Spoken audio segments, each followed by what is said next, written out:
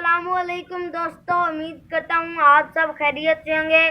तो इस वीडियो में मैं आपको एक कहानी सुनाऊंगा जिसका उन्वान है शेर और गधा। सबसे पहले इधर लिखेंगे शेर और गधा।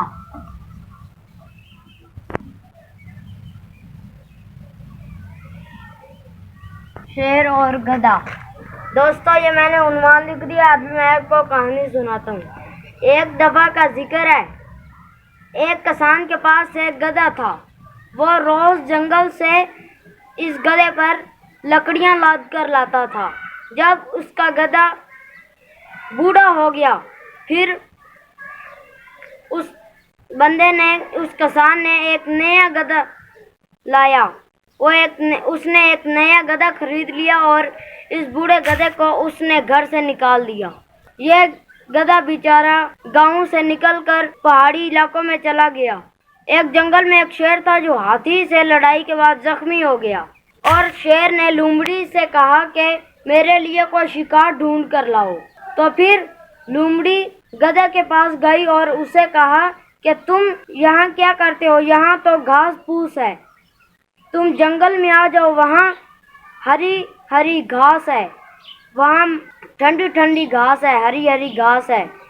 तो गधे ने कहा तुम ठीक कहती हो, लेकिन वहाँ तो शेर का खतरा है।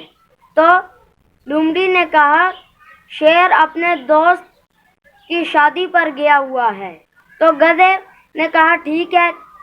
तो लोमड़ी ने गधे को शेर के पास ले आई, और जब गधा शेर की गार के पास गया तो शेर अचानक दौड़ा और गधा वहां से उल्टे कदम भाग गया। तो शेर ने कहा कि तुम दोबारा शिकार पकड़ कर लाओ। तो लोमड़ी फिर गधे के पास गई। तो फिर लोमड़ी ने गधे से कहा कि तुम आ जाओ, वो शेर तो इतनी हिम्मत नहीं है उसके अंदर कि वो तुम्हें पकड़ सके। गधा फिर उसके साथ चला गया और फिर शेर के गार के पास गया। फिर शेर अचानक से दौड़ा, फिर वो भाग गया। फिर लोमड़ी तीसरी बार जब गधे के पास गई तो उस गधे ने लोमड़ी से कहा कि तुम मुझे शेर से मरवाना चाहती हो, मैं अभी नहीं जाऊंगा। तो फिर लोमड़ी ने कहा कि अभी आखिरी बार आ जाओ। गधे ने कहा ठीक है। जब वो आखिरी बार गधा उसके साथ गया तो फिर वो शेर की गार से थोड़ा सा आगे था। तो शेर ने एकदम पीछे से हमला कर दिया और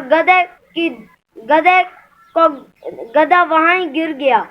तो फिर शेर ने लोमड़ी से कहा कि तुम यहाँ रुको, मैं नदी से पानी पीकर आता हूँ, फिर आकर मैं इसको खाऊंगा। तो शेर के आने तक लोमड़ी ने गधे का आधा गोश्त खा लिया।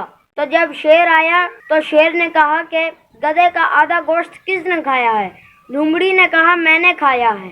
तो फिर शेर ने आधा गोश्त खा लिया। तो कुछ दिन बाद शेर ने लोमड़ी को लालच देकर अपने पास बुलाया और शेर ने लोमड़ी को भी खा लिया। नतीजा ये है कि दो बेवफा दोस्तों के बगैर जिंदगी अच्छी। अक्लमंद के लिए इशारा काफी है। अल्लाह हाफिज।